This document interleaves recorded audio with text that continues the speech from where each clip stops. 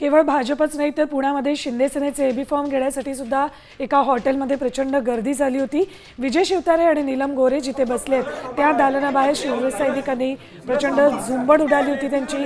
अनेक इच्छुकांना AB form मिळालेच नाही, त्यामुळे तीव्र संताप सगळ्या कार्यकर्त्यांनी व्यक्त केला। परिस्थितीची गुण नाही म्हणून विजय शिवतारे आणि नीलम गोरे यांनी दालनाचं दार बंद केलं।